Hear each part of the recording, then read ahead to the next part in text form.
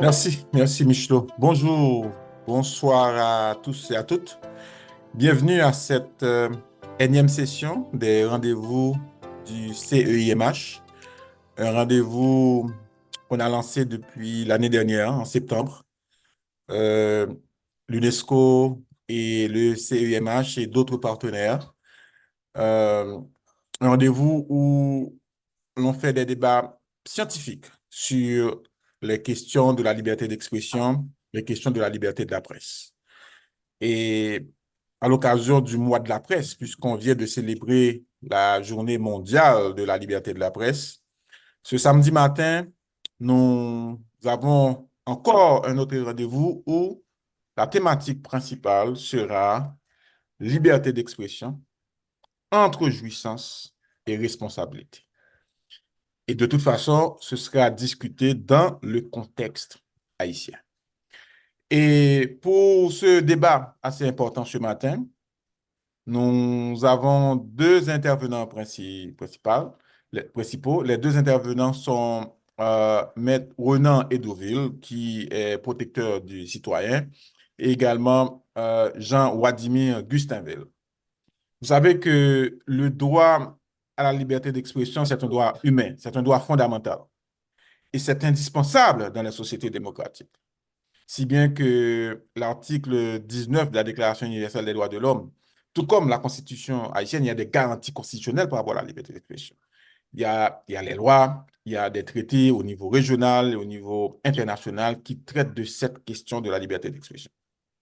Donc, vous savez, tout citoyen a ce droit-là de s'exprimer, de penser, de partager des informations, d'exprimer ses opinions.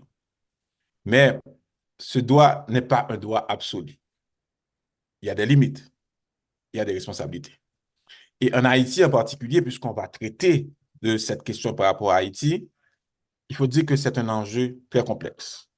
Si la situation actuelle, par exemple, il y a des questions de sécurité des journalistes, il y a le développement des médias, il y a beaucoup d'enjeux, il y a beaucoup de défis qui sont extrêmement énormes. Et ce sont ces défis-là, les limites et les responsabilités de cette liberté d'expression qu'on va discuter ce matin à ce webinaire. Tout d'abord, pour lancer les hostilités, on va justement donner la parole à la représentante de l'UNESCO en Haïti, Madame Tatiana Villegas. À vous. Merci beaucoup, Jeffrey. Bonjour à tous. Messieurs Renan Edoville, protecteur du citoyen, Messieurs Jean-Vladimir Goustanville, enseignant-chercheur à l'Université d'État d'Haïti, chers partenaires du Centre d'études interdisciplinaires pour les médias, Mesdames et Messieurs les représentants des médias et des journalistes, chers participants. Je tiens tout d'abord à féliciter notre partenaire, les Centres d'études interdisciplinaires pour les médias, les CEIMH, pour cette série de webinaires que nous avons lancés en septembre de l'année dernière, traitant des sujets spécifiques et cruciaux du paysage médiatique haïtien. L'UNESCO joue un rôle essentiel dans la promotion de débats scientifiques dans tous les domaines, comme l'a bien dit notre présentateur Jeffrey. Ces webinaires sont donc devenus un espace de discussion approfondi et critique sur les défis et les opportunités liées à la liberté d'expression dans les contextes haïtiens. Un regard scientifique et éclairé sur les questions de développement des médias, la liberté d'expression et la sécurité des journalistes. C'est avec plaisir que je me joins à vous pour cette énième session à l'occasion du mois de la presse, en lien à la récente commémoration de la Journée mondiale de la liberté de la presse. Aujourd'hui, Haïti est devenu l'un des pays les plus dangereux au monde pour les journalistes, avec malheureusement 11 travailleurs des médias tués depuis janvier 2022. Depuis la dégradation de la situation sécuritaire, plusieurs journalistes ont été assassinés, kidnappés et blessés. Les journalistes alarmés fuient le pays. réduisent leur couverture médiatique ou quittent définitivement la profession. Des médias sont vandalisés, les locaux saccagés par des bandits et des équipements sont totalement détruits. À titre d'exemple, malheureusement encore, le journal Le Nouvelliste, le plus ancien quotidien d'Haïti, a suivi récemment des actes de vandalisme. Les équipements, les mobiliers et la matière première nécessaires pour l'impression du journal ont été importés. Selon une enquête menée par l'UNESCO auprès de 86 journalistes haïtiens, 76% d'entre eux ont été confrontés à des menaces liées à leur profession, 62% ont été confrontés à du harcèlement verbal ou en ligne, tandis que plus de 30% ont été victimes de menaces physiques. 54% ont indiqué que ces menaces ont eu un impact sur leur travail journalistique. Ces attaques menacent la liberté de la presse et entravent gravement la capacité des journalistes à exercer leur métier et à fournir des informations vitales.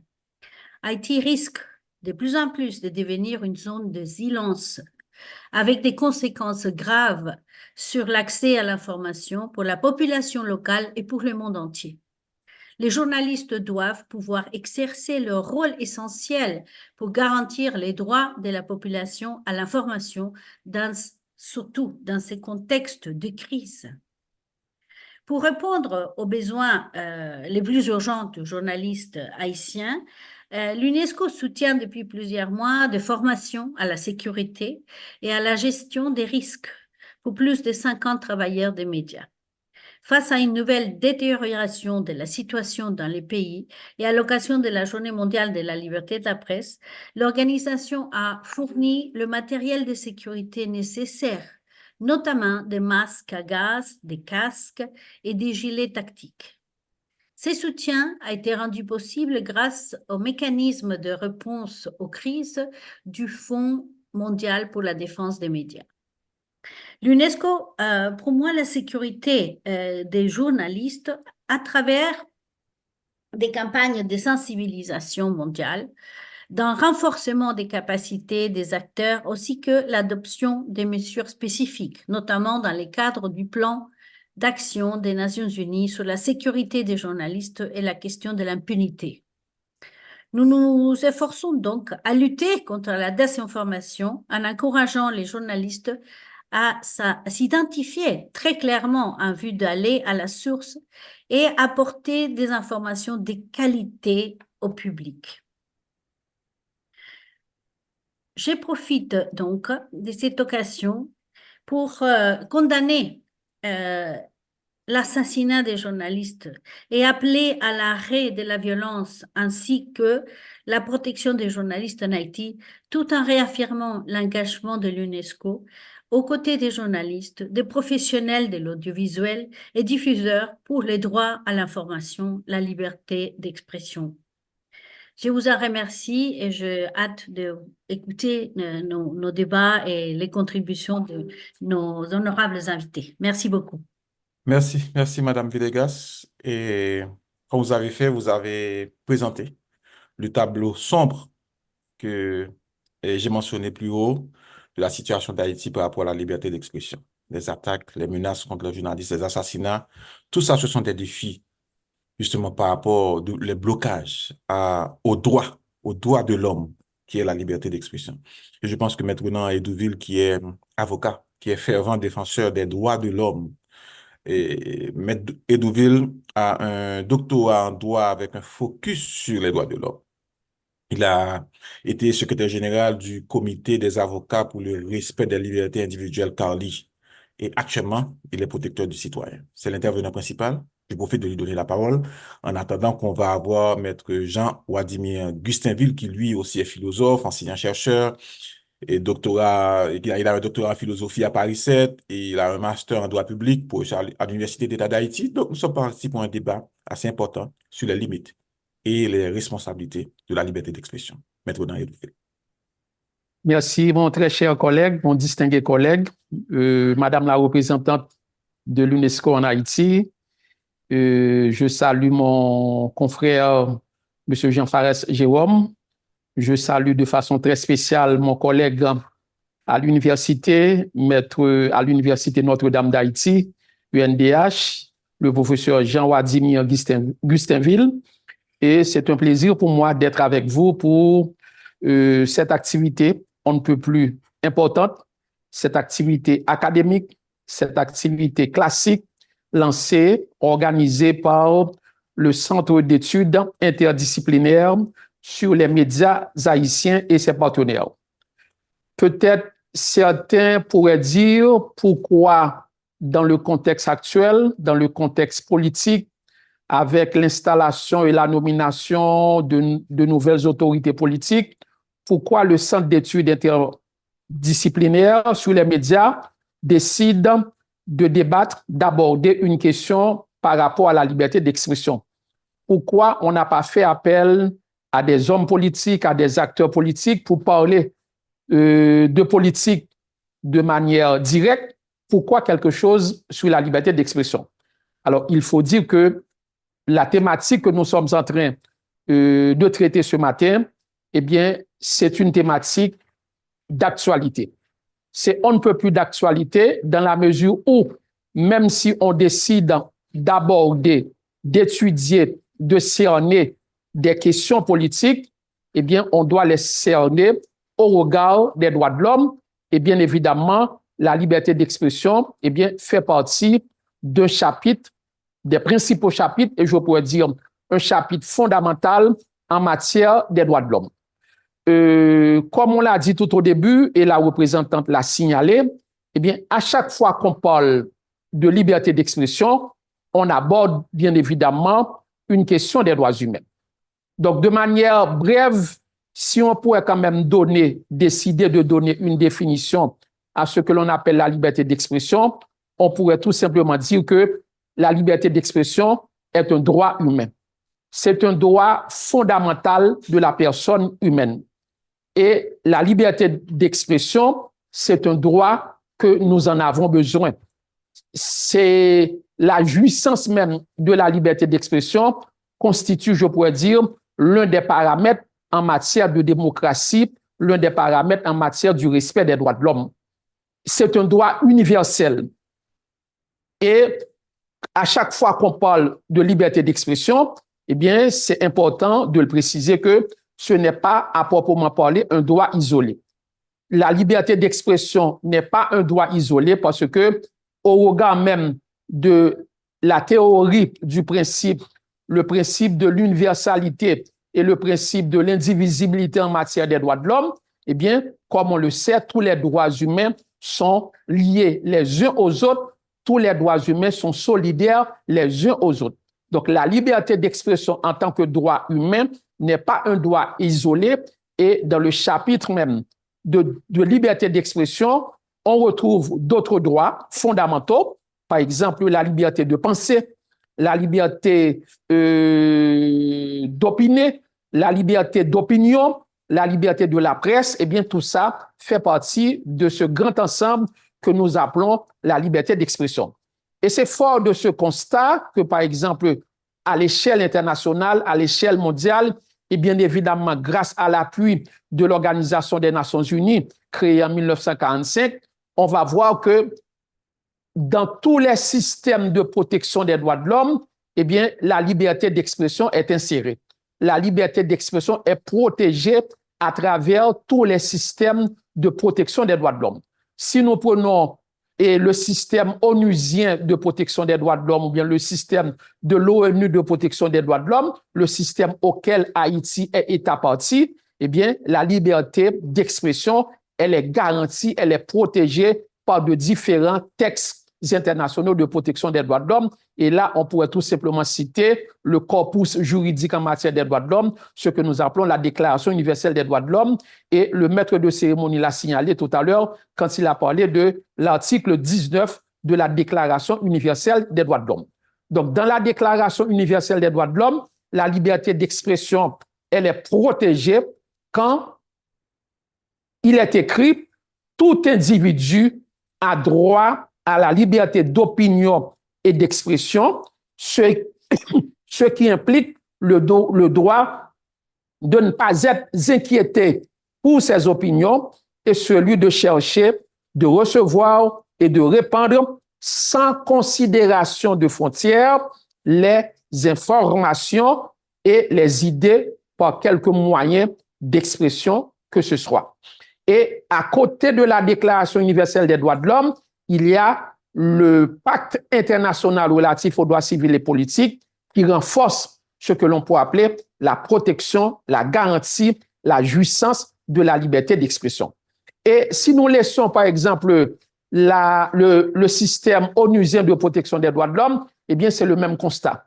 La liberté d'expression est aussi protégée dans le système interaméricain de protection des droits de l'homme, auquel, bien évidemment, Haïti est État partie. Et si nous prenons la Déclaration américaine des droits et devoirs de l'homme qui a été adoptée par les États américains en 1948, et si nous prenons la Convention américaine relative aux droits de l'homme que l'État haïtien a non seulement signé, mais ratifié, eh bien, dans la Déclaration américaine des droits et devoirs de l'homme, dans la Convention américaine des droits et devoirs de l'homme, eh bien, la liberté d'expression, elle est aussi protégée, elle est garantie et on protège à travers ces instruments internationaux de protection des droits de l'homme la jouissance de ce droit fondamental, à savoir la liberté d'expression. Et même si Haïti n'est pas État partie aux autres systèmes de protection des droits de l'homme, par exemple, je veux parler du système européen, à proprement parler, bien évidemment, le système européen de protection des droits de l'homme ou bien le système africain de protection des droits de l'homme, et même dans certains pays asiatiques, eh bien, on retrouve également des provisions juridiques qui garantissent la protection de la liberté d'expression. Donc, en clair, de manière universelle, eh bien, nous pouvons dire que ce matin, nous sommes en train d'aborder, d'appréhender, de cerner, de parler d'un droit fondamental de la personne humaine, à savoir la liberté d'expression, bien évidemment, qui n'est pas isolé par rapport aux autres droits humains que nous possédons, que nous avons la possibilité de bénéficier de la jouissance ou de l'exercice de ces droits. Et c'est pourquoi que, au niveau des Nations Unies, au niveau du système interaméricain de protection des droits de l'homme, et bien évidemment au niveau des autres systèmes de protection des droits de l'homme, on a mis sur pied, à côté des textes que l'on a adoptés, des textes que l'on a ratifiés, eh bien, des institutions visant, qui ont pour responsabilité, qui ont pour mandat de protéger les droits de l'homme. Parce que dans la logique des droits de l'homme, ce qui est important, c'est d'avoir des textes, c'est d'avoir des instruments internationaux, mais ce n'est pas suffisant si on n'a pas des institutions, si on n'a pas des organismes, et si on n'a pas des mécanismes visant la protection des droits de l'homme. Et c'est pourquoi que nous allons voir qu'au niveau du système onusien de protection des droits de l'homme, il y a une instance, il y a une personnalité qui se charge, qui a pour mandat de veiller à la protection de la liberté d'expression à travers le monde. Je veux parler de la rapporteuse ou bien du rapporteur de la liberté d'expression au niveau des Nations Unies et qui a son siège, qui a son bureau à Genève.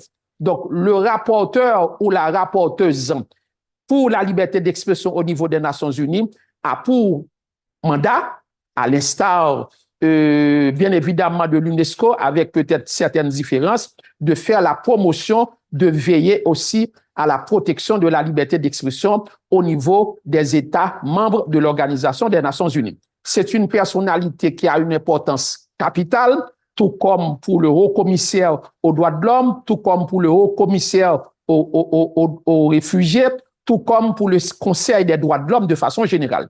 Donc, le rapporteur ou la rapporteuse pour la liberté d'expression, eh bien, c'est une personnalité qui a une grande responsabilité, à savoir de veiller à la protection de la liberté d'expression à travers le monde, mais de faciliter également la promotion des droits de l'homme à l'échelle mondiale.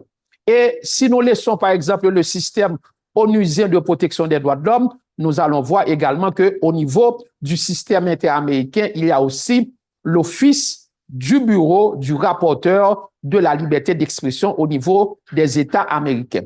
Eh bien, ce bureau qui fonctionne, qui travaille conjointement en collaboration avec la Commission interaméricaine des droits de l'homme, la CIDH, a aussi un rôle fondamental.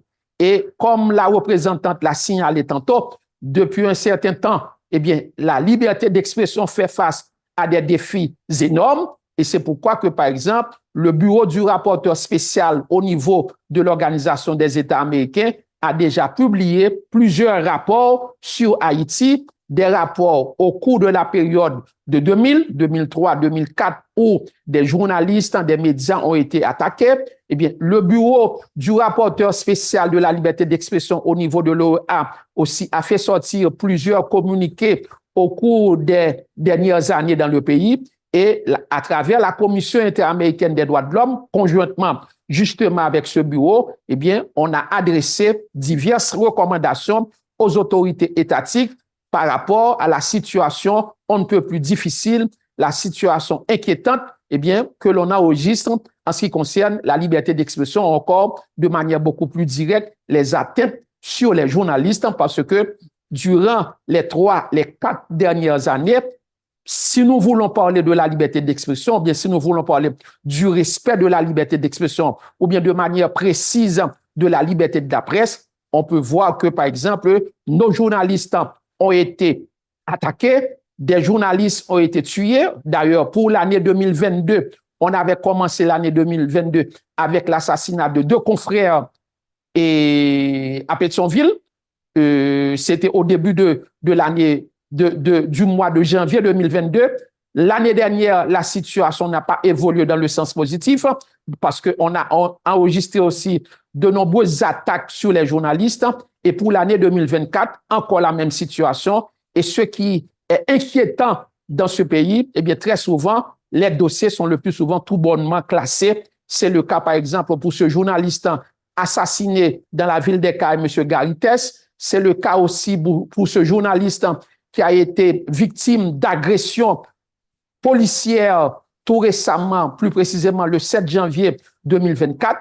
Je veux parler de Jean-Marc Jean, eh bien, qui a perdu un œil suite à des exactions, à des actions agressives, des violences exercées sur les confrères, les consoeurs de la presse, malheureusement, par des autorités policières. Et là, il n'y a pas eu de suivi. Donc, c'est pour vous dire que, de manière précise, eh bien, l'existence de la création même d'un bureau se rapportant à la liberté d'expression de façon générale et l'existence d'un bureau au niveau de l'OEA, au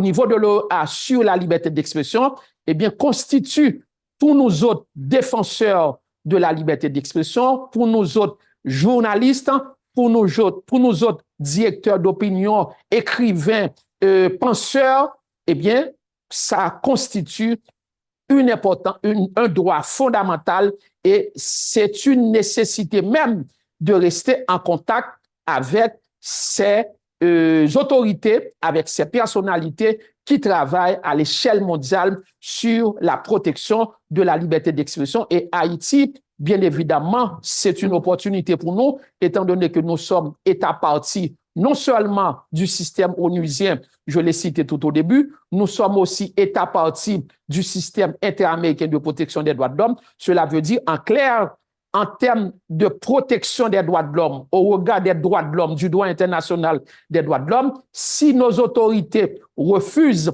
de donner suite à des exactions commises sur des journalistes, sur des écrivains, sur des intellectuels, sur des penseurs, eh bien, on peut, comme on le sait, mes très chers amis, se référer à des instances internationales pour toute forme de poursuite à l'encontre des prédateurs de la presse, à l'encontre des prédateurs de la liberté d'expression. Mais je voulais quand même signaler probablement avant de terminer, même si je vais revenir à la charge, pour dire que la liberté d'expression dont on parle, eh bien, je l'avais signalé, n'est pas un droit isolé, mais la liberté d'expression a, au regard des droits de l'homme, ce que l'on peut appeler des limites. Cela veut dire la liberté d'expression fonctionne au regard même des droits de l'homme. La liberté d'expression, tout comme la liberté de la presse, tout comme la liberté d'opinion, tout comme la liberté de penser, eh bien, ces formes de liberté eh bien, la manifestation même de la liberté d'expression, eh bien, fonctionne au regard des droits de l'homme. Cela veut dire, même si un citoyen, une citoyenne, un individu a la possibilité d'exprimer ses opinions, de faire passer ses pensées, de circuler à travers des écrits, à travers des textes, ses opinions, eh bien, on doit le faire au regard des droits de l'homme, parce que, en toute chose, il y a ce que l'on peut appeler ses limites, et ces limites dont on parle est traduite, cette limite, en clair, elle est traduite de façon très claire à travers l'article 19 du Pacte international relatif aux droits civils et politiques. Je voulais quand même rappeler cet article, eh bien, qui nous dit que non seulement nul ne peut être inquiété pour ses opinions, toute personne a droit à la liberté d'expression et ce droit comprend, comme l'a signalé la Déclaration universelle des droits de l'homme, la liberté de rechercher, la liberté de recevoir, la liberté de répandre des informations et des idées de toute espèce sans considération de frontières, sous une forme orale, écrite, imprimée ou artistique, ou par tout autre moyen de son choix, mais l'article 19 du Pacte international relatif aux droits civils et politiques précise également que l'exercice des libertés prévues dans cet article, eh bien, comporte des devoirs spéciaux et des responsabilités spéciales. Il ne peut, en conséquence, être soumis à certaines restrictions qui doivent toutefois être expressément fixées par la loi et qui sont nécessaires. Et on peut citer, par exemple, le respect des droits ou de la réputation d'autrui, à la sauvegarde de la sécurité nationale, de l'ordre public, de la santé, de la moralité publique. Donc, cela veut dire de manière claire, de manière brève, même si je veux exercer ce droit que je pourrais appeler la liberté d'expression, eh bien, je dois me référer à ce texte de la Déclaration universelle des droits de l'homme et aussi à ce texte du Pacte international relatif aux droits civils et politiques. Cela veut dire quelqu'un ne peut pas se permettre de filmer, de publier des vidéos qui vont choquer tout le monde, eh bien, d'une personne vivant avec un handicap. On ne peut pas se permettre de filmer, de publier une photo d'un enfant en situation difficile, un enfant des rues. Cela dépend. Donc, si, eh bien, la publication de cette vidéo, de ces images, va porter atteinte, si la publication de ces vidéos, de ces images, va porter atteinte à l'épanouissement, à l'intégrité physique, morale, psychologique de cet enfant, on ne peut pas le faire au nom du droit à la liberté d'expression. Tout comme on ne peut pas se permettre de filmer, de publier la photo d'une femme, d'une jeune fille qui vient d'être violée.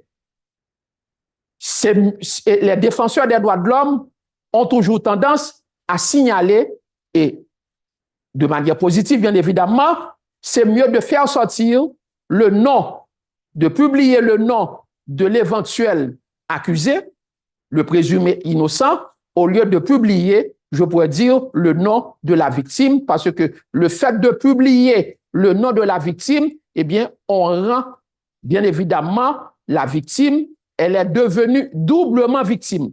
Nous vivons dans une société où le plus souvent, parfois, être victime, c'est déjà être coupable. Donc, cela veut dire que la liberté d'expression dont on parle, la liberté d'opinion, la liberté de penser, la liberté de la presse dont on parle, eh bien, ça doit évoluer dans un cadre juridique et ce cadre juridique, eh bien, constitue ce que l'on peut appeler les limites.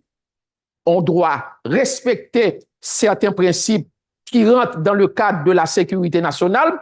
On doit aussi accorder une importance capitale au respect scrupuleux, d'une part, de la vie privée et aussi au respect de l'intégrité morale et psychologique. Et en dernier lieu, dans le cas où l'on porterait atteinte au respect de l'intégrité morale et psychologique d'une personne, on doit, comme on le sait dans le jargon journalistique, donner la possibilité à la personne de faire un droit de réponse, ce qui nous manque malheureusement actuellement en Haïti. Mais je pourrais terminer pour dire que malheureusement que nous sommes pour le moment dans un vide juridique. C'est vrai que, par exemple, dans le système onusien, j'ai cité la Déclaration universelle des droits de l'homme. Dans le système onusien, j'ai fait mention du Pacte international relatif aux droits civils et politiques. Dans le système interaméricain de protection des droits de l'homme, j'ai parlé de la Déclaration américaine des droits de l'homme et aussi de la Convention américaine des droits de l'homme. Mais malheureusement, sur le plan institutionnel, malheureusement, à l'heure actuelle, au moment où nous parlons, n'en déplaise bien évidemment aux autres, il n'y a pas vraiment un cadre institutionnel régissant, réglementant ou bien ayant un regard sur la liberté d'expression, parce qu'il n'y a tout simplement que le CONATEL, mais le CONATEL surveille tout simplement le fonctionnement des stations et des stations de radio et des chaînes de télévision.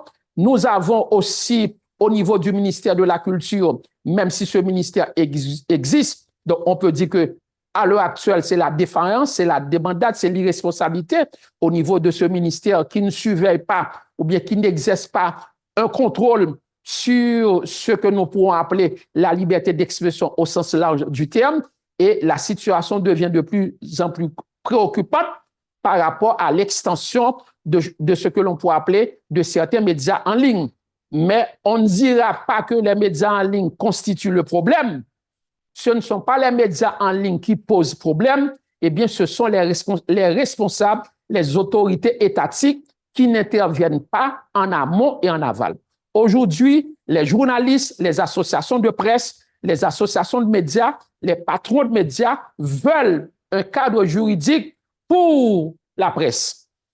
Ce cadre juridique doit être le fruit des journalistes eux-mêmes. Ce ne sont pas les autorités qui doivent imposer un cadre juridique. Eh bien, ce sont les patrons, les journalistes, les confrères de médias qui doivent, d'un commun accord, à travers les associations, à travers les groupes, à travers, je pourrais dire, des universitaires, des facultés, eh bien, se regrouper eh bien, pour faire une proposition, on l'espère bien, au nouveau Parlement, à la nouvelle législature, pour voir comment on peut arriver d'un commun accord avec ce que l'on pourrait appeler un cadre juridique qui pourrait nous permettre non seulement de faire le mariage, eh bien, d'équilibrer ce que l'on pourrait appeler la jouissance d'une part de la liberté d'expression et les limites, ou bien ce que l'on pourrait appeler les responsabilités en matière de l'exercice de ce droit ou bien de la jouissance de ce droit. Et là, on pourrait dire alors que nous allons avancer vers l'établissement d'un état de droit, d'une société démocratique qui prend en compte ce droit fondamental en matière des droits de l'homme, à savoir la liberté d'expression, et qui pourrait quand même nous permettre d'arriver à l'exercice d'autres droits de l'homme, par exemple la liberté de participer aux élections, la liberté d'être candidat, la liberté de se porter candidat, la liberté de voter, la liberté d'être impliqué dans ce que l'on peut appeler les grandes décisions au niveau de l'État. Et c'est ce que nous souhaitons. C'est peut-être un rêve, mais c'est le rêve de plus d'un qui s'intéresse à ce que l'on peut appeler la construction d'un État de droit en Haïti. Je ne sais pas si j'ai été trop long. Je laisse la parole au maître de cérémonie et je pourrais quand même revenir à la charge au niveau des débats. Merci beaucoup. Merci beaucoup, Maître Edoville. Ce fut une intervention vraiment de qualité. Et vous avez dans votre intervention tout d'abord parlé de la liberté d'expression en tant que droit naturel et imprescriptible avant d'enclencher avec les garanties constitutionnelles et les protections, que ce soit au niveau onusien, au niveau des États américains, et également, vous avez même parlé de certains pays asiatiques, l'Europe, l'Afrique, etc. Et aussi, ce qui est important, c'est que vous avez mentionné que la liberté d'expression n'est pas isolée aux autres droits. Et donc, même le droit de vote, il y a certains droits qui sont liés à la liberté d'expression. Aussi, dans votre intervention, vous avez mentionné les institutions. Par exemple, le rapporteur spécial à la liberté d'expression, que ce soit au niveau du système des Nations Unies. Il y a aussi un rapporteur au niveau du système américain.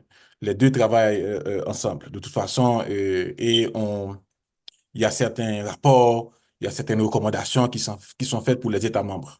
Par exemple, même au niveau de l'UNESCO, à chaque fois qu'il y a un journaliste assassiné, la directrice générale fait une déclaration, une note de condamnation. Et Haïti, par exemple, qui est État membre de l'UNESCO, a pour obligation, je crois, tous les 2 ans ou 4 ans, à produire un rapport. Il y a un formulaire spécifique sur les cas des journalistes assassinés où la directrice générale a formellement émis une note de condamnation. Donc, c'est-à-dire à tous les niveaux, même au niveau de l'UNESCO, au niveau du système des Nations Unies, en plus du rapporteur spécial à la liberté d'expression, l'État parti, l'État membre de ces organisations-là ont certaines obligations. Et bon, même si les questions, vous avez également mentionné la question de poursuite des instances internationales qu'il faut peut-être approfondir. Et à quel niveau ces instances internationales peuvent poursuivre ces États membres au cas où cette liberté n'est pas respectée, il y a des menaces à la liberté d'expression. Donc, c'est un débat. Je pense que vous n'avez pas approfondi ça, mais peut-être lorsque vous allez revenir à la charge, et je pense que c'est un point assez important. Et au niveau d'Haïti, ce que vous avez mentionné qui est important, c'est que c'est les limites. Vous avez parlé des réseaux sociaux, des médias en ligne. Ouais, le fait de publier des photos des personnes handicapées, par exemple, des enfants de rue ou des personnes qui ont été violées. Et vous avez parlé également du cadre juridique pour la presse en Haïti, parce que c'est un défi énorme. Et on a la chance, on va devoir continuer ce débat, puisque je vais devoir vous informer que le professeur Gustin Ville n'est pas présent avec nous. Pour des raisons indépendantes de sa volonté, donc je viens d'être informé par les collègues du CIMH. Mais n'empêche qu'on va continuer le débat parce que ces questions-là dont vous avez soulevé sont extrêmement importantes, notamment cette question de médias en ligne en Haïti, c'est-à-dire les réseaux sociaux en général, l'Internet. Donc, je voudrais, je ne sais pas, Madame Villegas, est-ce que par rapport à l'UNESCO, est-ce que vous avez peut-être un commentaire sur ces questions-là par rapport à la liberté d'expression? Mais sinon, on va revenir à la charge. Il y a Fares Jérôme qui est là aussi et qui s'est proposé d'avancer avec ce dossier aussi pour parler les réseaux sociaux, la liberté d'expression, les médias en ligne, toutes ces remarques que vous avez faites, Maître Louvel. Donc, je ne sais pas si vous avez un commentaire, Madame Villegas, en attendant de revenir à la charge avec Maître Louvel. Votre micro est fermé. Je disais que tout d'abord, remercier Maître Deauville pour son excellente présentation et puis, bien sûr, réaffirmer ce que tu viens déjà de dire, Jeffrey, que pour l'UNESCO, la liberté d'expression, c'est un droit fondamental, c'est un droit humain, comme l'a dit euh, Maître Deauville. Et nous travaillons durement pour aider les pays, que ce soit dans le cadre juridique, de la gouvernance pour qu'il y ait un cadre de protection pour les journalistes et aussi dans la création des capacités au sein des journalistes eux-mêmes pour assurer une transparence et une vérification des sources et que ça soit véritablement une réflexion de la réalité et qui est le rôle du journalisme et avec bien sûr un cadre éthique important et de ne pas manipuler les informations ou se vendre à des propositions, de prendre des positions ou des messages qui ne sont pas dans les voies de la société, dans les voies d'avoir la paix, la stabilité, la cohésion sociale, c'est-à-dire ils doivent reconnaître leurs responsabilités aussi lorsque ils émettent des informations. Et c'est là où je pense qu'un accompagnement est important. Et la spécialisation parce que j'ai souvent critiqué ça partout dans le monde, pas seulement à Haïti. Souvent, quand on inaugure un important événement, on a les journalistes qui arrivent en masse avec leurs caméras pour enregistrer, pour filmer, et ils restent pendant les premières demi-heures de l'événement. Et ça, je trouve que c'est vraiment dommage parce que le journaliste doit être spécialisé pour pouvoir mieux informer les publics.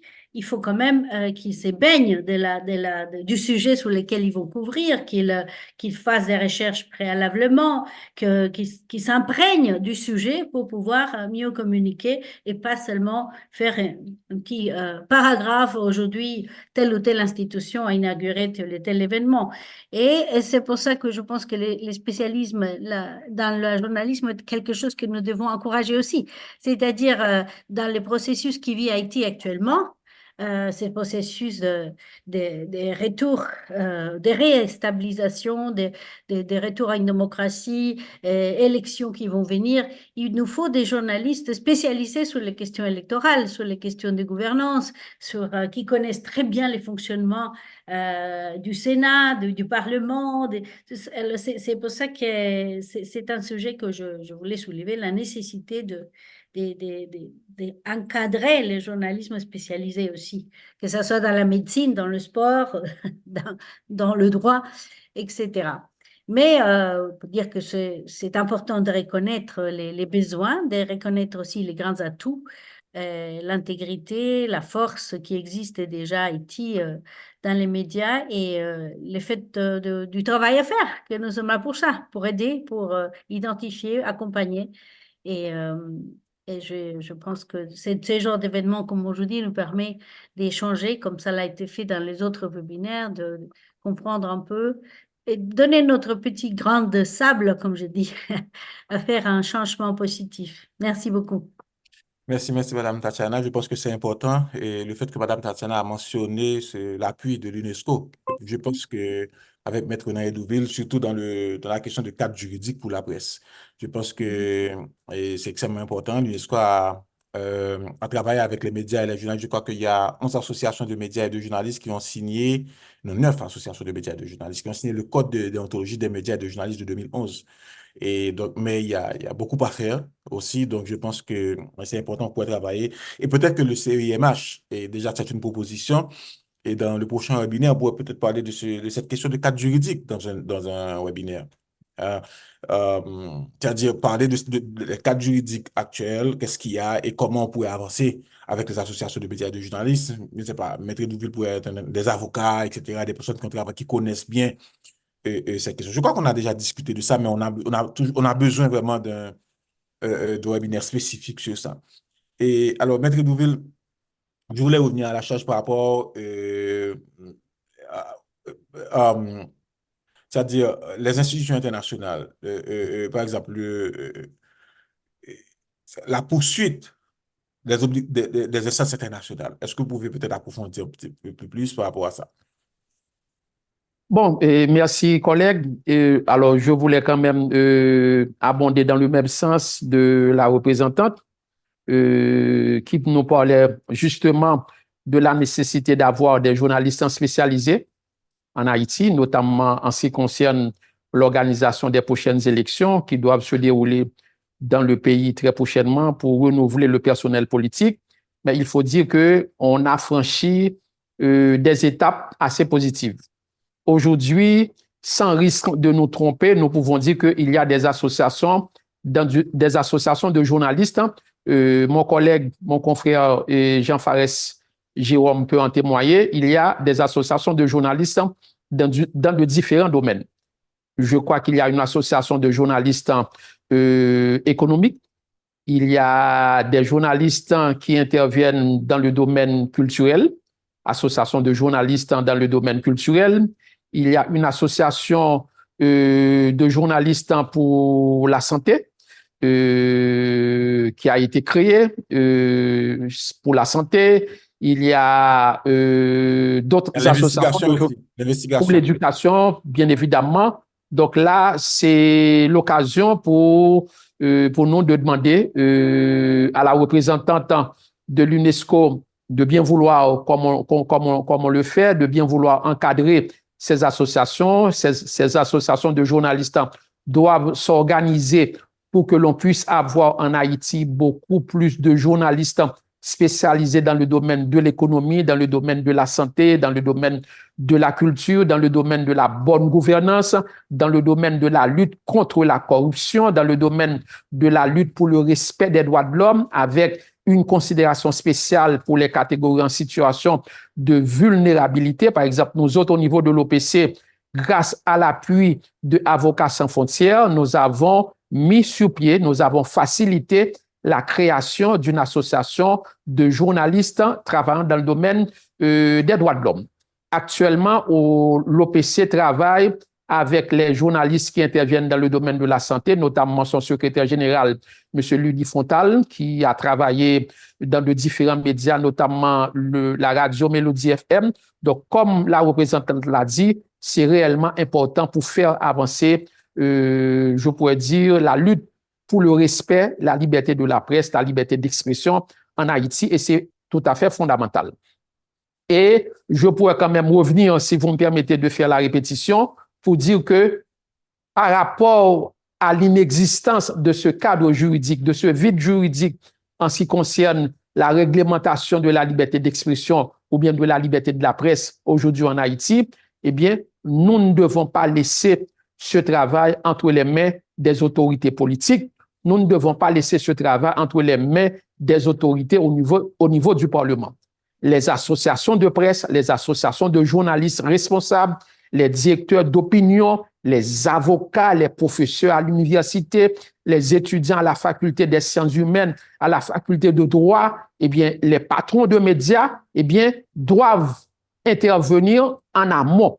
C'est à nous de nous réunir, de nous associer et de faire une proposition, un projet ou bien un avant-projet de loi sur un cadre juridique en matière de liberté d'expression, en matière de liberté de la presse, en matière de liberté d'opinion ou bien de liberté de pensée. On ne doit, c'est mon souhait, c'est mon rêve, c'est ma préoccupation. On n'a pas intérêt à laisser ce travail entre les mains des responsables du ministère de la Culture ou bien au niveau du Parlement ou bien au niveau de la présidence ou bien au niveau de la primature. Bien évidemment, pour arriver à la publication, à la promulgation d'un texte sur la liberté d'expression, on aura besoin justement de l'appui des autorités étatiques. Certainement, le Parlement doit voter au niveau des deux chambres. Au niveau de la présidence, eh bien, le président de la République doit signer pour avoir la promulgation dans le journal Le Moniteur. Mais nous devons être proactifs.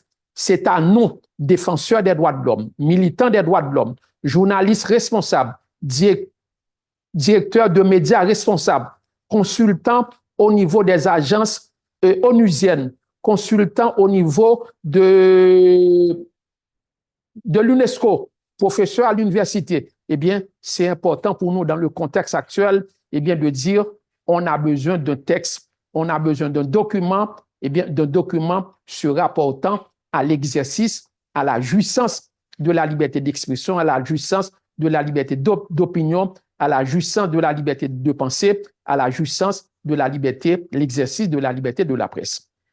Et ce vide, certainement, cause certainement des problèmes sérieux, parce que avec le fonctionnement, la manière dont fonctionne en Haïti en ce qui concerne la liberté d'expression, il y a très souvent des dérives.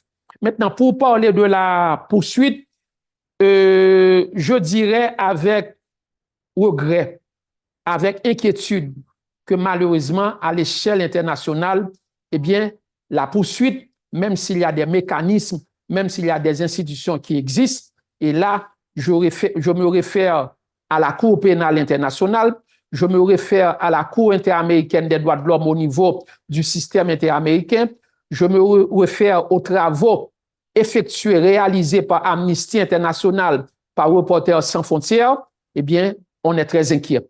on est très inquiet parce qu'il y a trop d'atteinte à la liberté de la presse à l'échelle internationale.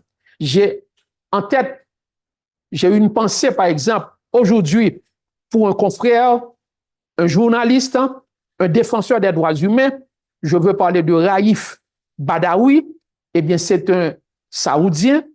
Eh bien, ce jeune journaliste, eh bien, a été condamné à 10 ans de prison et à 1000 coups de fouet pour avoir tout simplement exigé la libération des opposants politiques en Arabie Saoudite. C'est dommage. J'ai une pensée spéciale pour cette militante des droits de la femme, cette militante des droits humains, cette journaliste, Madame Naguès Mohammadi, prix Nobel de la paix de l'année 2023.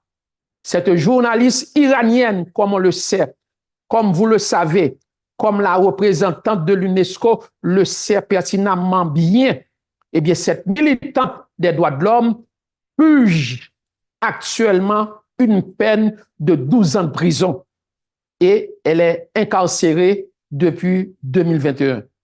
La faute commise, le péché capital, entre guillemets, que l'on pourrait quand même mentionner, eh bien, c'est parce qu'elle veut mettre l'accent, embrasser la cause de ceux qui sont persécutés dans son pays.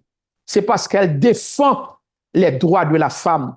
C'est parce qu'elle défend les droits des filles. C'est parce qu'elle défend les droits des défenseurs des droits humains. Et elle est incarcérée. Elle a été élue, nommée prix Nobel de la paix. Elle n'a pas pu recevoir ce prix, on ne peut plus important, mais elle est encore incarcérée dans son pays parce qu'elle purge une peine de 12 ans de prison et elle est incarcérée depuis 2021.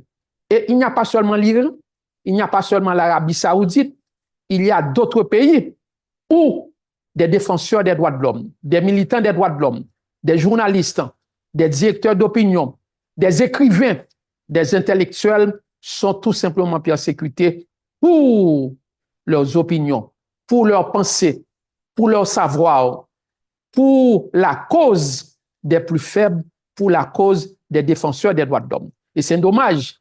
Naturellement, en termes de poursuite, nous savons que, par exemple, nous avons depuis 1998 la Cour pénale internationale, disons depuis vers les années 2000, nous avons la création de la Cour pénale internationale depuis 1998, le fonctionnement effectif de cette Cour quelques années plus tard. Nous avons la Cour pénale internationale qui peut poursuivre des personnes physiques, qui peut condamner des personnes physiques, des prédateurs de la liberté de la presse, des violateurs de droits humains.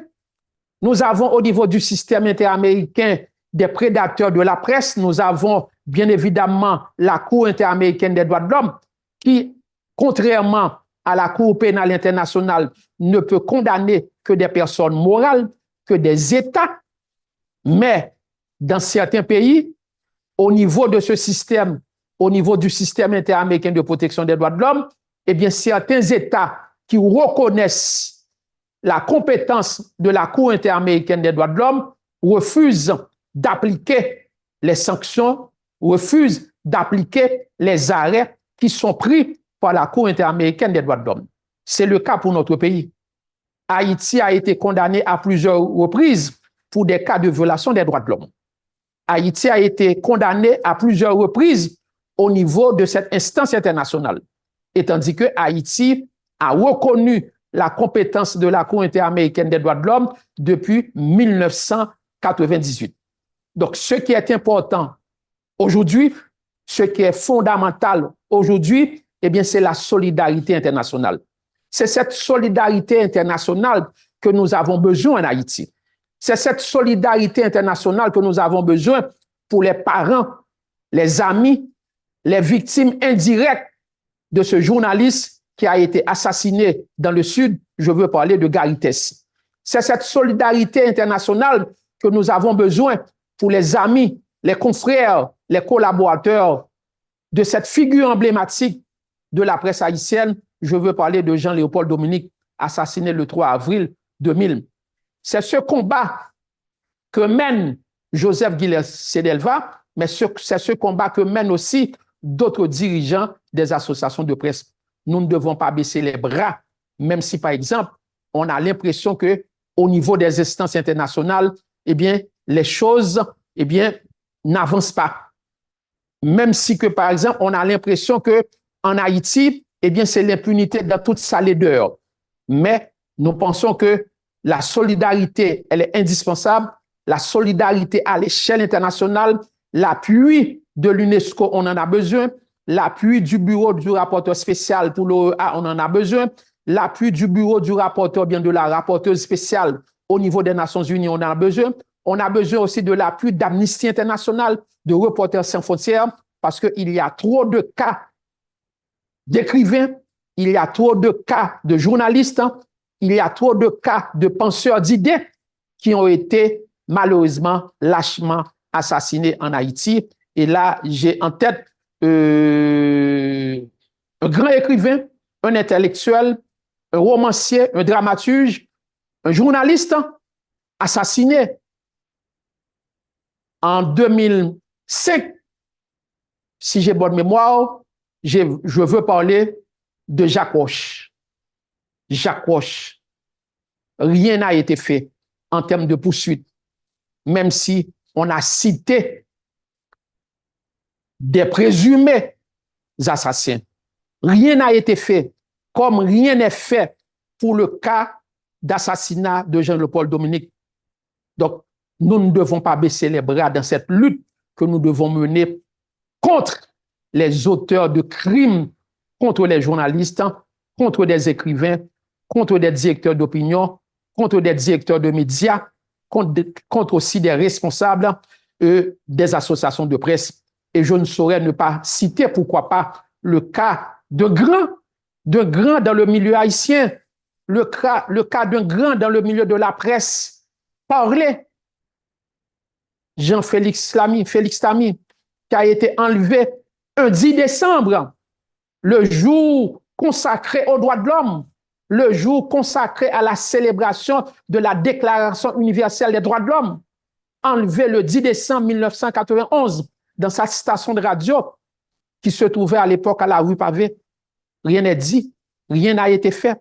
On a l'impression, à chaque fois qu'on enregistre des cas de violation, d'atteinte, d'assassinat de journalistes, eh bien, c'est la répétition qui continue parce que le phénomène d'impunité qui traverse le système judiciaire haïtien, qui traverse la société haïtienne, empêche, eh bien, de déboucher sur le droit à la vérité, sur le droit à la justice, sur le droit à la réparation pour les victimes indirectes, c'est-à-dire pour les parents, les collaborateurs de ces journalistes assassinés. Je pense que ça doit être, ça devrait être, eh bien, l'un des points essentiels pour les nouvelles autorités politiques. Je veux parler des différents membres du Conseil présidentiel de transition. Merci, Maître Edouville, d'avoir revenu à la charge par rapport à cette question. Et il y a il y a des questions sur le chat, c'est certain. Et je vais demander à la régie de bien vouloir, les personnes qui veulent poser des questions peuvent lever la main.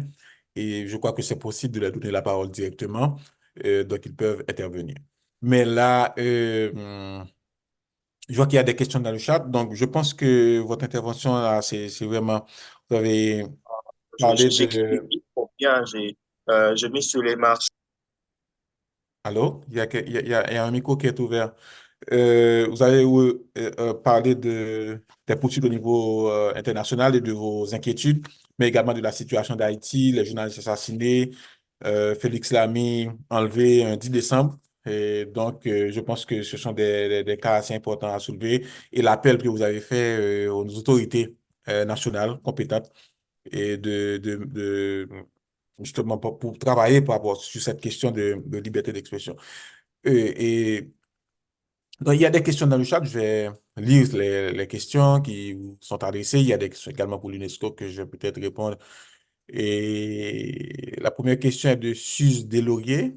Et elle a dit, je voudrais remercier le protecteur du citoyen pour la qualité de son intervention. Ma question est de savoir comment les tensions et conflits politiques en cours en Haïti affectent-ils la liberté d'expression? Quelles mesures spécifiques sont nécessaires pour protéger les droits des citoyens dans un climat aussi volatile? À vous. Oui, alors, merci pour la question. Quand il y a crise politique, eh bien, les premières victimes, c'est non seulement les personnes en situation de vulnérabilité, mais aussi c'est la presse. Parce que la presse évolue au sein même de cette société en crise. C'est pourquoi que, par exemple, quand il y a conflit politique, quand il y a bataille politique, quand il y a bataille électorale, si je peux prendre l'expression de mon professeur Victor Benoît, eh bien, les premières victimes, les premières attaques, eh bien, c'est la presse qui est en général attaquée en première partie. Nous avons fait l'expérience à plusieurs reprises. Le lendemain du coup d'État du 30 septembre 1991 contre l'ancien président Jean-Bertrand Aristide, eh bien, c'est la presse qui a été attaquée. Les stations de radio, les chaînes de télévision, des journalistes ont été persécutés.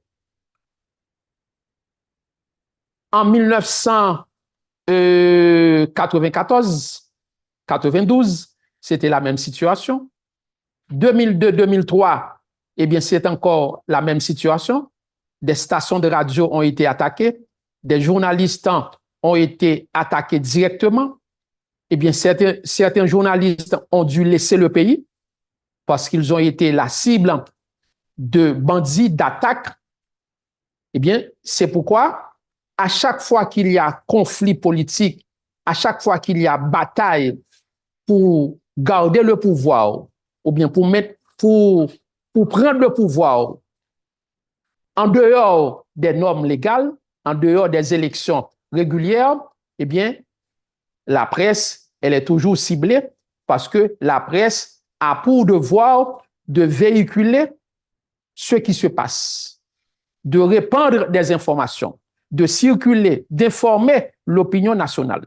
Donc, on voit que, eh bien, la presse, eh bien, est considérée comme ce que l'on peut appeler un secteur emmerdeur, entre guillemets. Donc, ce qui signifie qu'il y a nécessité pour nous, au niveau des médias, au niveau des stations de radio traditionnelles, des radios communautaires, des chaînes de télévision et à travers des écrits, eh bien, nous autres, nous avons une responsabilité. Eh bien, la responsabilité, c'est quoi? C'est promouvoir, je pourrais dire, des relations politiques sur une base de concertation. La presse doit jouer un rôle dans ce que l'on peut appeler cette culture de la paix que nous avons besoin. La presse doit jouer son rôle dans ce que l'on peut appeler la promotion, la diffusion, eh bien, des idées se rapportant à la paix.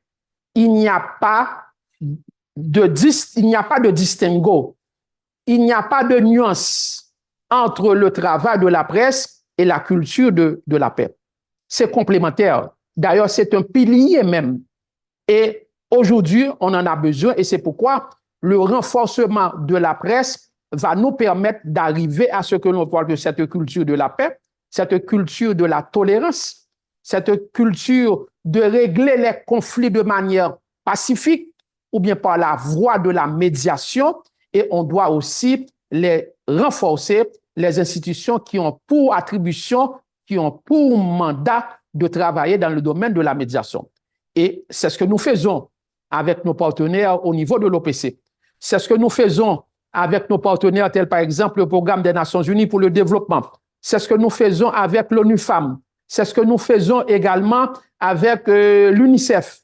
Donc, autant de partenaires internationaux qui appuient le travail de l'Office de la protection du citoyen parce que nous estimons que quand il y a conflit politique, quand il y a trouble politique, quand il y a tension politique, eh bien, les premières victimes seront bien évidemment les travailleurs de la presse, les journalistes, les femmes, les travailleurs de la presse. Et nous avons vu ça le 7 février 2024. Lors des manifestations antigouvernementales déroulées dans l'aire métropolitaine le 7, le 8, le 9 février, eh bien, les premières victimes, eh bien, c'était surtout des travailleurs de la presse, c'était des journalistes qui ont été attaqués aveuglement par les forces de l'ordre. Donc, d'où la nécessité de gérer en amont, à bien des égards, les conflits politiques, parce que les conflits politiques entraînent bien évidemment des atteintes à la liberté de la presse, des atteintes, des violations des droits de l'homme, et ce sont les confrères de la presse le plus souvent qui sont les premières victimes, à côté bien évidemment d'autres catégories sociales qui sont en situation de vulnérabilité, les enfants des rues, les femmes, les filles, les étudiants, et sans oublier des institutions ou bien des bâtiments publics, tels par exemple les facultés, la Bibliothèque nationale, le journal Le Nouvelliste, pour ne citer que ces cas-là. Merci, Monsieur Edouville. On va essayer de passer à certaines questions. Je vois la main de Christin Calix levée. Est-ce que vous pouvez ouvrir votre microphone? Voilà. Oui, est-ce que vous m'entendez? Très bien. Ok, merci. Ben, j'en profite vraiment pour remercier le professeur Edouville pour l'excellente présentation qu'il a fait par rapport à la thématique. En fait, je remercie également les différents collaborateurs et contributeurs qui ont pu rendre cette initiative de webinaire sur la réflexion sur la liberté de la presse. Et je crois que ma question va être plus, Monsieur Renan Edouville, comme il a dit, un des souhaits. Comment est-ce que on pourrait voir tout de manière, il a vraiment planté le décor, les faits, en parlant de Jean-Dominique, Jean Do, jusqu'à Emmanuel Desgagneurs. Il y en a tant d'autres journalistes qui ont été assassinés. On a le corpus international, oui. Le corpus avec la Constitution, peu importe la version amendée ou la nouvelle version, les articles 28 jusqu'à 28, 29.1, je crois, qui a abordé un tout petit peu cet aspect. Je dirais quand même, c'est un des outils. Il a parlé de l'avant-projet de loi. Avec ces structures-là, comment est-ce qu'on pourrait mieux voir le plaidoyer? Parce que lui, je sais pas, peut-être il pouvait me clarifier mieux. C'est comme, oui, c'est les structures qui doivent les porter, mais le rôle régalien aussi du Parlement, c'est de voir une stratégie de synergie pour que ce projet de loi-là puisse porter par ces structures, la NMH et tant d'autres structures, certes l'université, les étudiants, mais en impliquant le Parlement, en quelque sorte. C'est pas que, au contraire, leur responsabilité, leur rôle, c'est ça. Mais on parle d'un pays où la situation va rétablir. C'est pas dans cette situation-là. C'est dans la situation où tout marche. Maintenant, le rôle du Parlement, c'est de légiférer aussi. C'est de voir comment une stratégie pour que ça, parce que c'est une problématique, et je dirais, on le vit depuis après les Duvalier, on va pas y retourner. Moi, je m'y connais pas trop, génération 85, mais c'est ça la stratégie. J'ai compris peut-être dans son exposé qu'il voulait dire, oui, c'est eux qui doivent porter à travers les structures organisées, mais c'est trouver une meilleure formule pour que on arrive à influencer, si je peux le dire, les décideurs pour que on a un projet de loi, les coupables soient punis pour que on est plus dans cette situation-là comme on le vit de nos jours en Haïti. OK, merci beaucoup. Alors là, il y a deux écoles. Il y a deux écoles et je pense que mon ami Jean-Fares Jérôme peut en témoigner. Quand on parle de cadre juridique en matière de liberté d'expression de façon générale ou bien de liberté de la presse de manière précise, il y a deux écoles. Il y a deux tendances. Il y a deux positions. La première position, il y a des gens qui vous disent, écoutez, l'État, à travers ses institutions, en particulier le Parlement, doit adopter un texte réglementant le fonctionnement de la presse, de la liberté d'expression, de la liberté de la presse en Haïti. Donc, c'est l'exclusivité des autorités centrales. Il y a des gens qui sont pour. Il y a des journalistes qui sont pour. Il y a des patrons de presse qui sont pour. Il y a une deuxième tendance, il y a une deuxième école, eh bien, l'école soutenue par des aînés, par de jeunes journalistes en exercice pour le moment, qui nous disent que les autorités haïtiennes ne doivent pas définir un cadre juridique pour la presse. Certes, il y a un vide, mais il revient aux journalistes eux-mêmes, aux associations de presse, aux directeurs de médias de donner le ton, d'emboîter le pas, de lancer les premiers signaux. Nous autres, défenseurs des droits de l'homme, nous nous retrouvons du côté de la deuxième tendance, de la deuxième école. Le constat est clair. Aujourd'hui, la réalité, elle est sombre en matière de liberté d'expression, en matière de liberté d'opinion, en matière de liberté de la presse, parce qu'il y a des dérives. On peut les admettre. Mais nous croyons fermement, nous estimons pleinement, eh bien, on a dans le paysage de communication de la presse de façon générale, on a assez de ressources humaines pour faire un débat, pour arriver à un document de référence, un texte, un document cadrant pour soumettre à l'appréciation des autorités politiques. Et là, je parle du Parlement, tout en restant véatif. Nous ne pouvons pas laisser l'adoption d'un texte qui va réglementer le fonctionnement de la liberté de la presse ou de la liberté d'expression entre les mains, malheureusement, je le dis de façon brève, entre les mains des nouvelles autorités au niveau du Parlement. La presse doit être proactive. Ce sont les journalistes, les travailleurs de presse, les directeurs d'opinion, les amants de la démocratie, les défenseurs, les militants des droits de l'homme qui doivent s'associer, se regrouper pour avoir un document prenant compte, je pourrais dire, de la réalité politique, de la réalité sociale, mais de ce que nous voulons au niveau de ce secteur fondamental, la presse. Sinon, on peut arriver, et on ne le souhaite pas, et on lutte contre ça, à une forme de bâillonnement de la presse. Donc, moi, je me mets du côté de la deuxième école. Je pense que oui, on a besoin de cadre juridique parce qu'il y a un vide juridique et le vide juridique entraîne des conséquences désastreuses, malheureusement, parce que ça crée des défis, ça crée des dérives. Mais pourquoi ne pas commencer à faire un débat? Et je pense que là, au niveau de la presse de façon générale, au niveau des universités, on le fait. Au niveau de certaines facultés, on le fait. La faculté des sciences humaines, où il y a plein de journalistes, plein d'étudiants. Au niveau de la faculté de droit, on le fait. Au niveau de l'université Notre-Dame, le professeur Gustinville le fait avec ses étudiants.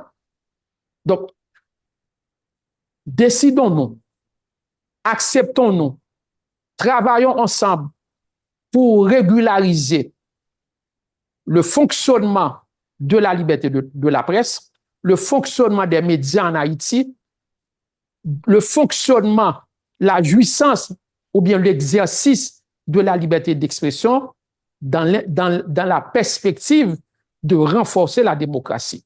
Parce que le point commun qu'il y a, on est unanime à admettre que en matière de démocratie, en matière de liberté d'expression, en matière de liberté d'opinion, de pensée, de liberté de la presse, il n'y a pas seulement que des droits. Il y a des devoirs. Oui, des devoirs. Et comme nous l'avons dit, l'article 19 du pacte international relatif aux droits civils et politiques est clair là-dessus quand on parle. Le micro de M. Renard est fermé.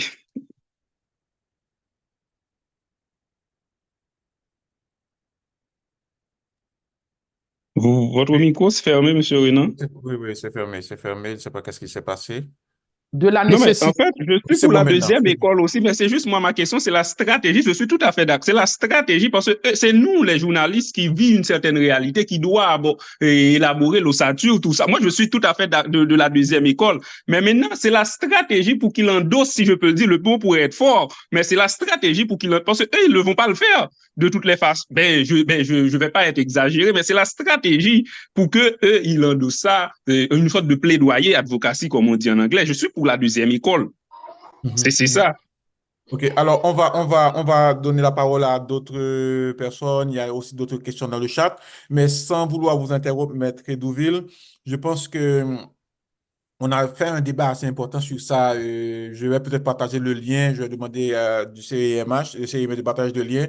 On a parlé de cette question de régulation des médias en Haïti. Par exemple, l'UNESCO aussi fait la promotion de l'autorégulation.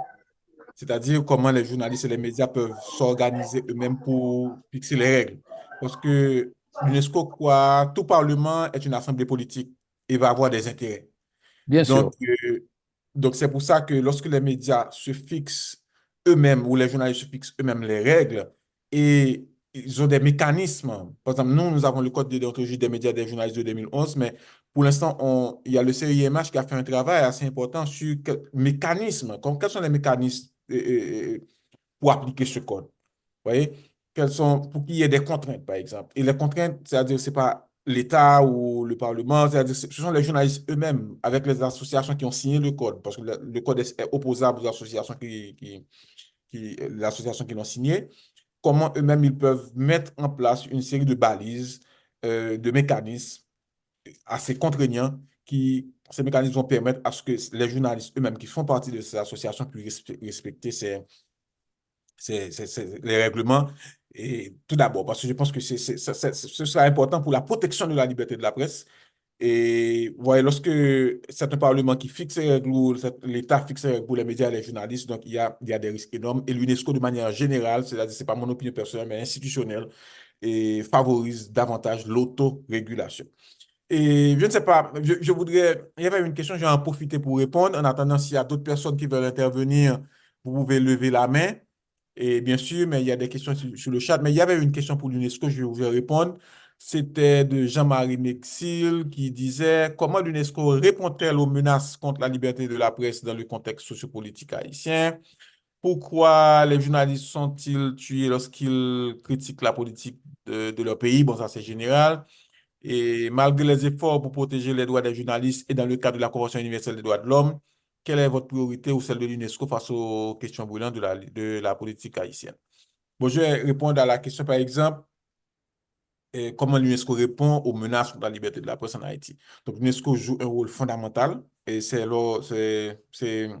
l'Agence des Nations Unies qui travaille spécifiquement aux questions liées à la protection des journalistes, aux questions liées au développement des médias, etc. Et la politique de l'UNESCO concerne 3 éléments. Et l'UNESCO parle de 3 P. Ces 3 P, c'est la prévention.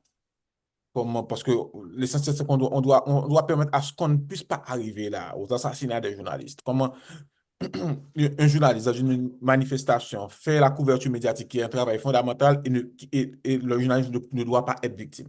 Donc, pour cette question de prévention, qu'est-ce qu'on fait? On produit des matériels de formation, on organise même des formations sur le terrain pour former les journalistes. Pas seulement les journalistes, il y a 3 acteurs importants. Il y a les journalistes eux-mêmes, il y a les acteurs judiciaires, il y a les forces de l'ordre. Donc, ce sont ces acteurs-là même qu'on essaie de former. Et puis, l'autre P, c'est la protection. Et le 3e P, c'est la poursuite. Par rapport à la question de la poursuite, par exemple, l'UNESCO coopère avec les acteurs judiciaires. Et l'UNESCO coopère également avec les forces de sécurité. Par exemple, vous savez, lorsque un journaliste est assassiné, la directrice générale de l'UNESCO produit une note de condamnation.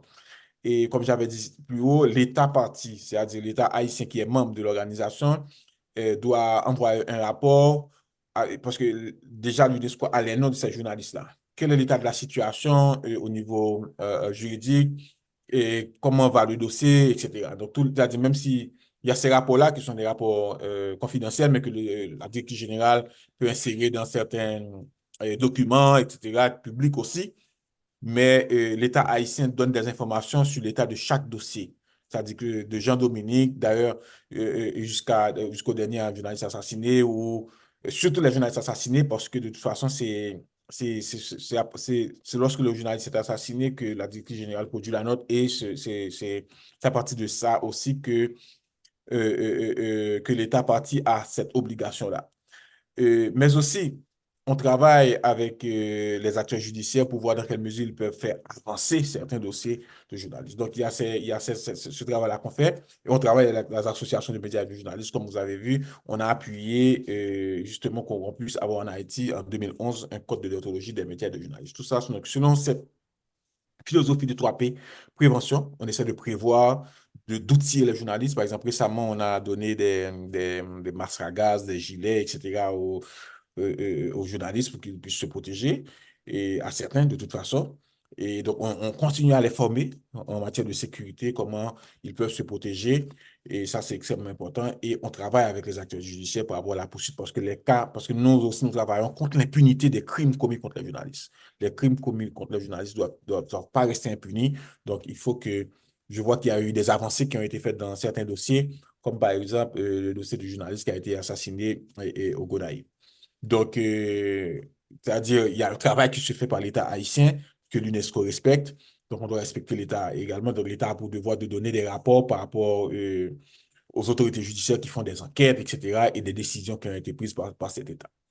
Maintenant, il y a une autre. Je vois Farah Jérôme a levé la main. Et laisse-moi donner la parole à Farah Jérôme avant d'engager aux autres questions qui sont posées dans le chat. Farah Jérôme, à vous.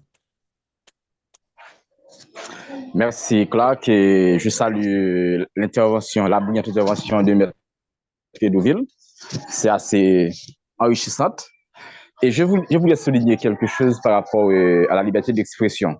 Bon, on met l'accent surtout à la liberté de la presse, mais c'est un élément de la liberté d'expression, c'est pas toute la liberté d'expression. Et bon, c'est important de la mesure où, quand on veut s'attaquer à la liberté d'expression, on attaque à la presse. Si la presse est réduite au silence, eh bien, on ne pourra pas savoir ce que se dit dans l'espace public. On ne pourra pas savoir ce que se dit dans les églises. On ne pourra pas savoir les revendications des gens. Mais la liberté d'expression est allée au-delà. Et concernant la régulation, moi, je pense qu'on doit avoir l'autorégulation et aussi la régulation externe. Il faut réguler la communication publique dans le pays. Et par exemple, quelqu'un a son téléphone, il se proclame journaliste, il donne une information, ou bien il donne quelque chose qu'il appelle l'information. Mais on va dire que c'est la presse qui donne ça. Ce n'est pas donné dans un média, et la personne utilise son téléphone, son compte Facebook, Twitter et X ou n'importe quel autre réseau social, et puis il publie une information, mais ça va rentrer dans le bilan de la presse. Il faut réguler la communication publique dans le pays, la responsabilité de chaque personne par rapport à ce qu'il dit dans l'espace public, que chaque personne assume ce qu'il dit et en subir les conséquences, ou encore avoir de la protection pour pouvoir dénoncer, encore faire passer sa pensée. Et là, il y a le vide à ce niveau-là. D'une part, au niveau des lois, je pense pour la radio, et la loi date de 1977. Et entre-temps, il y a beaucoup de changements et dans l'espace. Et la loi sur la presse ne prend pas en compte l'Internet, les réseaux sociaux. Et si on devrait fermer ou encore ne pas donner de publicité à un ensemble de médias, eh bien, si on devrait considérer les lois disponibles pour donner des publicités, il y a beaucoup de médias qui n'allaient pas avoir. Mais tout ça mérite d'être régulé. Et pas dans le sens de les empêcher et de diffuser, mais de responsabiliser chacun par rapport à et ce qu'ils diffusent dans l'opinion publique. Et je pense que quand quelqu'un se lève le matin et tout sur Internet et démontre à son sujet, c'est une violation de son droit. Comment protéger cette personne? Et si aussi, quand on prive la presse et les journalistes d'information, eh bien, c'est aussi une violation des droits et des droits humains, de la mesure où l'information est un droit. C'est un droit et c'est à partir de bonnes informations que les gens peuvent prendre de bonnes décisions. Et au niveau de la régulation, je pense qu'il y a déjà ce dynamisme et ce dynamique en termes de régulation externe et interne. Et je crois que AJH a une loi, a un projet de loi devant au Parlement sur l'accès à l'information. C'est important et pour le fonctionnement de la liberté d'expression. C'est pas aux autorités de dire ce qu'elles veulent quand elles veulent. Eh bien, il y a une obligation de rendre des comptes. Il y a une obligation de communiquer sur ce qu'on fait et sur le bilan, sur les dépenses, sur les décisions prises. On ne doit pas faire ça selon le bon vouloir et selon l'amitié avec un journaliste, mais ça doit se faire selon la loi et par obligation. Eh bien, à ce niveau-là, il faut avoir une sorte de... il faut, comme j'ai dit tantôt, la régulation interne et au niveau des journalistes, les codes d'éthique, les mécanismes de faire fonctionner, et aussi la régulation externe avec des lois sur les médias, sur la communication publique. Par exemple, il faut aujourd'hui fixer les limites entre la presse, entre les influenceurs, entre les blogueurs, entre ceux qui utilisent les réseaux sociaux pour passer l'information et le journalisme. Il faut établir cette frontière-là. Et on a beaucoup de travail à faire et ça demande une synergie entre l'État et la société civile dans son ensemble, et les organismes de droits humains, l'université et les organisations de femmes. Et il faut une synergie en ce sens. Et en gros, c'est ça que je voulais dire. Merci. Très bien. Merci Fares de la remarque. Je vais juste essayer d'avancer avec une autre question. S'il y a des personnes, des participants qui veulent poser des questions, c'est le moment puisqu'on va devoir terminer dans quelques minutes, bien sûr. Et on devrait terminer à 1 heure, peut-être avant. Donc, vous pouvez lever la main, on va vous donner la parole. Mais entre-temps, il y a Suze Delaurier qui a posé cette question dans le chat, qui a remercié M. Edouville pour son intervention qui a été assez brillante. Et elle a dit que, M. Edouville, vous avez souligné la faiblesse du cadre institutionnel en Haïti en matière de protection de la liberté d'expression. Quelles mesures concrètes proposez-vous pour renforcer les institutions qui sont censées garantir et protéger ce droit fondamental? Bon, ça, c'est une très belle question et c'est ça la réalité.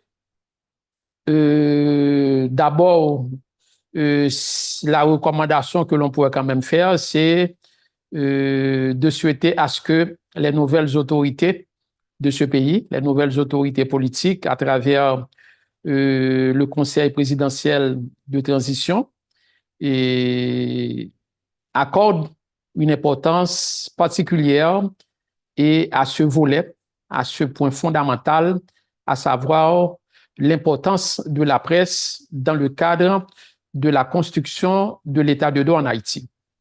En prélude également aux élections, la presse aura un rôle fondamental à jouer.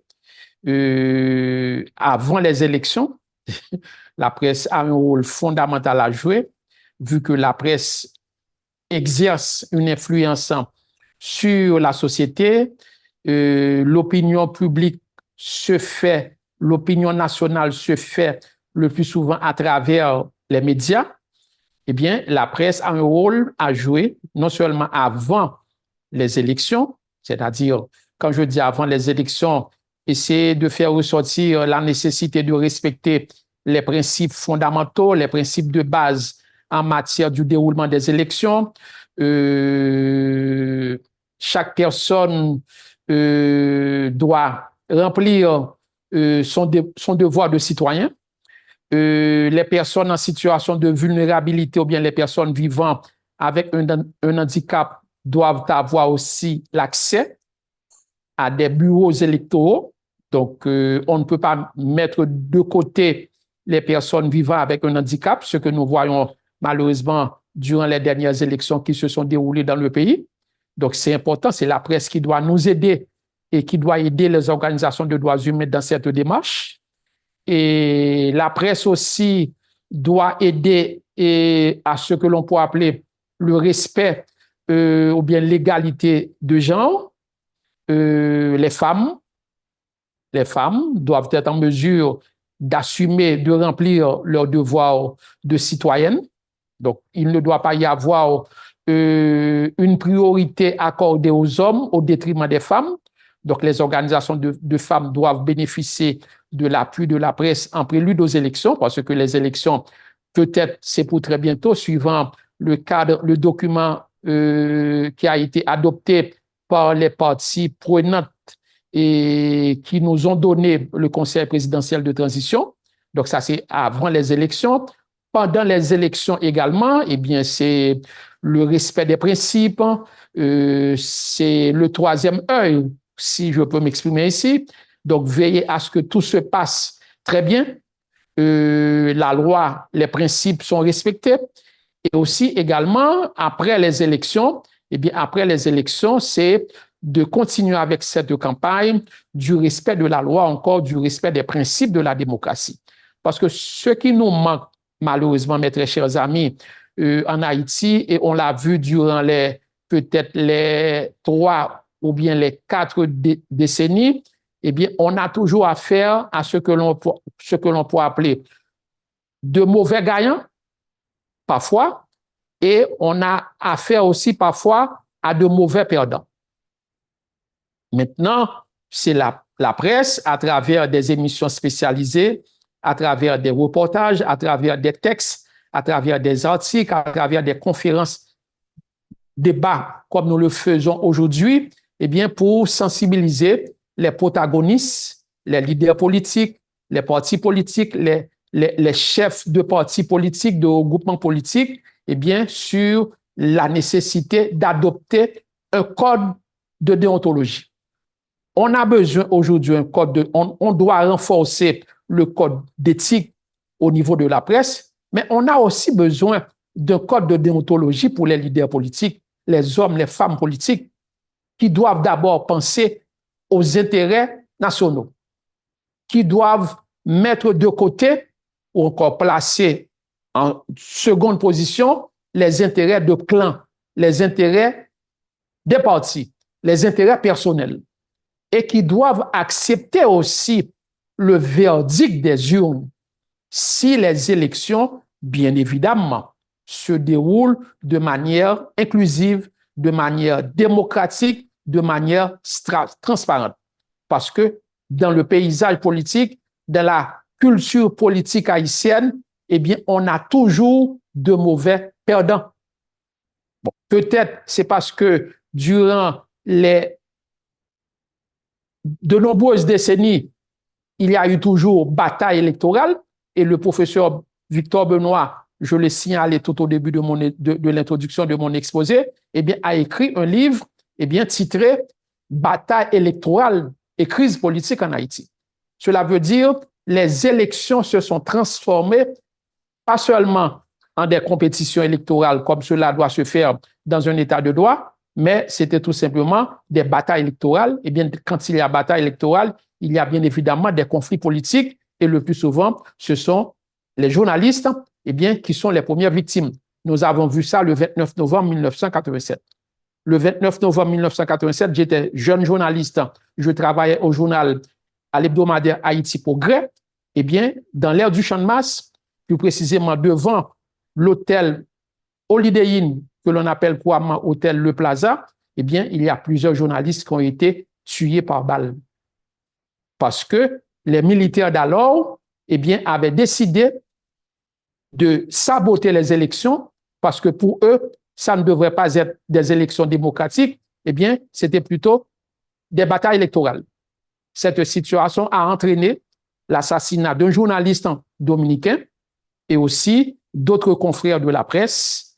Et mon ami Rothschild François Junior, à l'époque, qui était jeune journaliste, et plusieurs autres confrères de la presse ont été agressés, menacés de mort par les militaires à l'époque.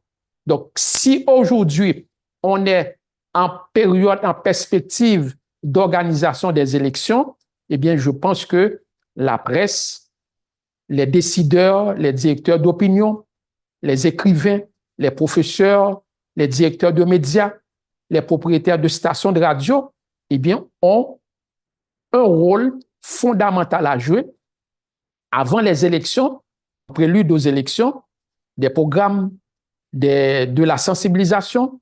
Pendant les élections, ce sera une étape importante et pourquoi pas, après les élections, une façon de neutraliser, de sensibiliser, eh bien, ce que l'on peut appeler les mauvais perdants qui peuvent entraîner et qui entraînent le plus souvent une situation intolérable en Haïti et nous avons vu ça durant probablement les 2 dernières décennies.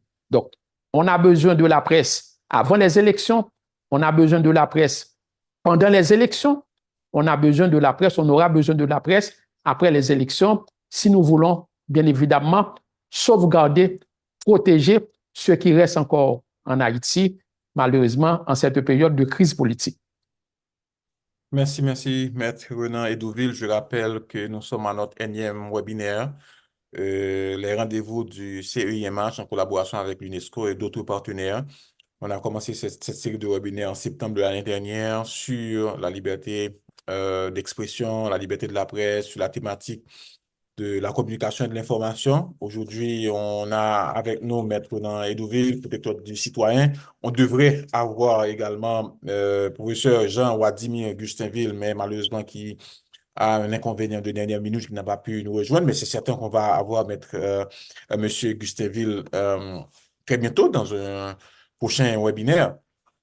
Et donc, et aussi, on a eu la participation de Mme Tatiana Videgas, représentante de l'UNESCO en Haïti. Donc, c'est un débat assez intéressant sur la liberté d'expression, entre jouissance et responsabilité en Haïti. Et M. Renan Edouville a vraiment étalé des questions liées à la liberté d'expression, mais également à la situation en Haïti et a produit des remarques assez fondamentales et des recommandations et opinions assez importantes en tant que protecteur du citoyen par rapport à cette question. Je vois qu'il y a beaucoup d'amis qui participent. Nous sommes à 19 participants. Je salue Jerusha Vasti-Michel, Jerry Regis, Jean-Marie Mexil, Jacquemin Jean-Paul, Delorier Suze, Claudie Dorcius. Vraiment une panoplie de collègues, amis, collaborateurs qui sont branchés. Donc, si vous avez des questions, c'est le moment de poser ces questions dans le chat. Et donc, comme je vous ai dit, malheureusement, on a un seul intervenant à ce webinaire. Donc, c'est parce que M. Gustinville a eu des inconvénients. Mais je pense que les interventions de M. Edouville ont été vraiment de qualité. Et ensemble, on a produit des remarques pertinentes sur la question. Et alors, je vois qu'il y a encore une autre question dans le chat. Peut-être que ce sera la dernière. Il y a d'autres questions que je ne vais pas lire de Jean-Marie Mexil parce que je vois que M. Edouville avait déjà répondu à certaines d'entre elles. Mais par exemple, il y a Samsung, donc la personne ne s'est pas identifiée. Et c'est Junior Darius, qui est journaliste, animateur à Radio Soleil, qui a remercié pour l'échange, que ce soit Renan Edouville ou les organisateurs. Et il a posé la question fondamentale. Qui est journaliste aujourd'hui en Haïti et qui ne l'est pas? Et il a pris un exemple, les questions de cadre juridique qui existent. Je ne sais pas comment vous allez répondre à cette question, M. Edouville. Qui est journaliste en Haïti et qui ne l'est pas? Bon, de manière classique, on pourrait dire un journaliste. Et pour répondre à cette question, d'abord, on doit se référer à des textes de loi. On doit se référer à des instruments internationaux. Un journaliste, de manière précise, eh bien, c'est quelqu'un qui véhicule des informations crédibles, des informations qui sont vérifiées. Et le journaliste peut le faire de différentes manières. Radio, télévision, imprimerie, téléphone intelligent, etc. Donc, le journaliste, c'est quelqu'un, c'est une personne, eh bien, qui accepte de véhiculer des informations, je pourrais dire, crédibles. Donc, ce qui fait la force d'un journaliste ou bien d'un travailleur de la presse, alors, certainement, il y a une différence entre journalistes et travailleurs de la presse. Tous ceux qui travaillent au niveau d'une station de radio ou bien d'une chaîne de télévision ne sont pas forcément des journalistes.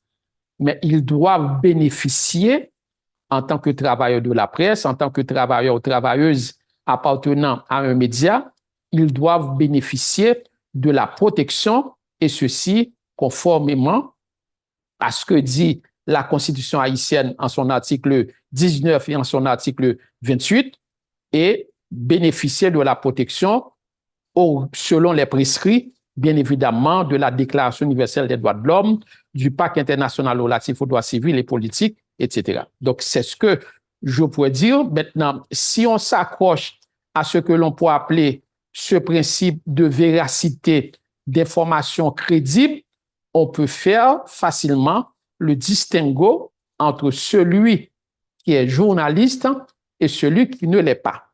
Mais maintenant, si nous voulons rester dans le cadre du terme traité ce matin, eh bien, il n'y a pas seulement que le journaliste qui doit être protégé. Un directeur d'opinion, un analyste politique peut ne pas être un journaliste, tout comme un journaliste peut être aussi un analyste politique. Un journaliste peut être aussi un spécialiste des questions politiques. Mais ce qui est important et ce que les confrères le savent très bien et ce que les confrères respectent, certains confrères respectent, eh bien, aux yeux du lecteur, aux yeux du téléspectateur, aux yeux des auditeurs, eh bien, on doit facilement être en mesure de faire le distinguo entre l'information véhiculée par le journaliste ou bien par le travailleur de la presse ou bien par l'analyste politique et ses commentaires. Donc, on peut être à la fois journaliste et analyste politique, mais quand on véhicule des informations, les lecteurs, les auditeurs, les téléspectateurs doivent savoir véritablement que ça, c'est une information. Et les commentaires, eh bien, ça, ce sont des commentaires. Donc, c'est pourquoi que, par exemple, il y a des principes, il y a des règles qui sont tout à fait automatiques. Et c'est pourquoi que quand mon ami Fares parlait de l'autorégulation, c'est clair. Eh bien, on n'a pas besoin d'un agent de police, on n'a pas besoin d'un juge de paix, eh bien, pour faire le distinguo dans un reportage entre l'information véhiculée et les commentaires. Et c'est pourquoi que les commentaires, on les retrouve le plus souvent en fin de reportage. Donc, c'est pourquoi que, par exemple, si nous voulons dire qui est un journaliste ou qui ne l'est pas, donc c'est quelqu'un qui véhicule des informations, et quand on dit information, on voit la crédibilité, on voit la véracité, mais le journaliste doit être protégé, tout comme quelqu'un qui décide d'analyser, par exemple, le discours d'une autorité politique. On peut décider un matin, dire, ah bon, nous allons analyser le discours du président du Conseil de transition, M. Edgar Leblanc. Nous allons décider d'analyser le discours de responsables, de membres au niveau de la commission, je crois, Mme Régine, etc. Le nom complet m'échappe. Donc, je vais faire une analyse. Mais en faisant cette analyse, je suis un analyste politique, même si je fais partie d'une salle de nouvelles ou bien d'un quotidien, ou bien d'une salle de rédaction. Donc, je dois m'assurer de faire le distinguo entre ce qu'a dit les extraits rapportés dans mon reportage par le président Edgar Leblanc et aussi les commentaires que je vais dégagé que je vais véhiculer à la fin de ce reportage. Donc, c'est pourquoi que, par exemple, c'est important de faire cette différence entre ce que nous appelons une information qui est sacrée et ce qui peut être aussi une opinion ou bien des commentaires. Et dans les deux cas, on ne doit pas être persécuté, on ne doit pas nous prendre pour des emmerdeurs parce que véhiculer des informations et émettre des commentaires, ça rentre dans le cadre de la liberté d'expression dont on parle, donc qui est un droit sacré.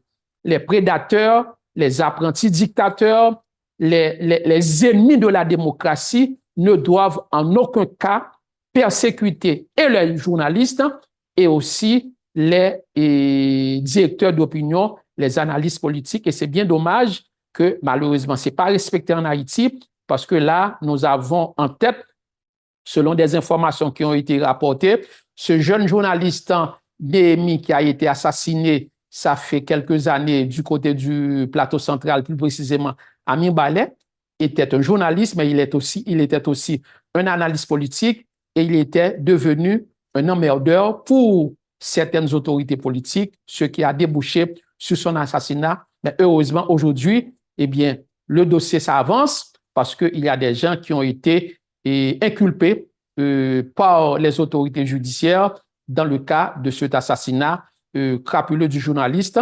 Et c'est aussi le cas pour Garites, assassiné dans le sud, plus précisément au CAI, qui était un journaliste qui diffusait des informations, mais qui faisait aussi des commentaires. Donc, dans les deux cas, les journalistes doivent être protégés, mais ceux qui décident de faire avancer, d'alimenter des débats au niveau des radios, des chaînes de télévision, à travers les réseaux sociaux, doivent aussi bénéficier de la protection des autorités parce que la liberté d'expression, elle est sacrée, elle est garantie par tous les instruments internationaux de protection des droits de l'homme. Merci, Maître Renan Edouville, pour vraiment cette excellente intervention et également cette session, votre disponibilité. Je pense que votre contribution majeure est extrêmement et sera important pour nous et je pense que on va utiliser toutes ces données-là, je pense qu'avec ce IMH pour documenter ces interventions de qualité et comme ce fut le cas de plusieurs sessions que nous organisons et que nous allons continuer à organiser. On va mettre fin à ce webinaire de ce matin, ce rendez-vous de CEIMH, où on a discuté justement de la liberté d'expression, la jouissance et responsabilité en Haïti. Mais avant de clore cette session, on va donner la parole à un représentant de partenaire de CEIMH qui va intervenir pour les mots de la fin. Je veux parler de M. Fares Jérôme, qu'on remercie. On remercie Michelo qui est avec nous et qui donne des appuis techniques, et Wisnik Panier et Wolgenson Noël, même s'il n'est pas là, vraiment toute l'équipe. On remercie la présence de Bastille, Régis, Jerry, vraiment Jacqueline Jean-Paul qui était là avec nous, et Madame Villegas. Ce fut un webinaire assez intéressant et je pense que vraiment il n'y a pas de mots pour remercier Maître Renan Edouville personnellement. Au nom de l'UNESCO, je vous remercie pour votre disponibilité et votre équipe technique a fait un très excellent travail aussi. Je vois le microphone qui est installé, les lumières, la caméra, tout est parfait, 5 sur 5, vraiment. Je pense que c'est à féliciter. Je voulais féliciter l'équipe qui est derrière vous et Maître Renan Edouville pour vraiment tout cet aspect important également au webinaire. Merci à tous. Je vais donner la parole maintenant à Fares Jérôme pour la clôture de ce webinaire. Monsieur Jérôme, à vous. Merci Jeffrey et je suis désolé de ne pas pouvoir montrer mon visage pour une question de qualité d'Internet. Et je remercie tout le monde pour la participation et surtout Maître Edouville pour la qualité de son intervention. Et il y a plusieurs aspects qui méritent d'être approfondis dans ce débat. Par exemple, la question ce qui est journaliste et qui ne l'est pas. C'est une question qui mérite d'être approfondie. La question aussi est comment le contenu et des informations et pour faire représenter et tous les groupes sociaux et les femmes pour ne pas discriminer ou ne pas laisser de côté un groupe. Il existe des mécanismes pour ça et comment financer le contenu des médias sans ne pas empiéter sur leur indépendance. Mais c'est des questions que nous devons approfondir. Et au nom de toute l'équipe du Centre interdisciplinaire sur les médias haïtiens et de nos partenaires, je tiens à vous exprimer notre gratitude la plus profonde pour votre présence et votre engagement lors de cette 9e édition des rendez-vous du CIMH. Aujourd'hui, nous avons abordé un sujet d'une grande importance, la liberté d'expression en Haïti, entre jouissance et responsabilité. Les discussions ont été enrichissantes et ont mis en lumière les défis complexes, mais cruciaux que nous devons relever ensemble pour avancer vers une société plus juste et équilibrée. Je tiens à remercier chaleureusement notre intervenant pour son expertise et sa passion et sa maîtrise du sujet. Et sa contribution a non seulement enrichi notre réflexion, mais également posé les bases pour les actions futures, notre quête commune de promouvoir une liberté d'expression responsable. Nos partenaires, notamment l'UNESCO et d'autres organisations dédiées à la liberté de presse et à l'éducation, méritent également nos remerciements pour leur soutien continu. Ce soutien est essentiel pour amplifier l'impact de nos efforts et pour continuer à proposer des plateformes d'échange et de débat comme celle d'aujourd'hui. Nous vous invitons à rester engagés et actifs au sein de notre communauté. Le CIMH continuera de travailler sans relâche pour offrir des espaces de dialogue et de réflexion qui sont vitaux pour notre démocratie et notre développement culturel et social. Encore une fois, merci pour votre participation, votre écoute et votre volonté de contribuer à cette discussion capitale.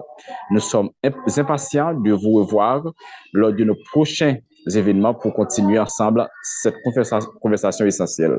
Au nom de toute l'équipe du CIMH et de nos partenaires, nous vous disons à très bientôt. Merci et à la prochaine. Merci Fares, merci beaucoup, merci Maître Will, merci à tous les participants. Merci beaucoup et au prochain rendez-vous.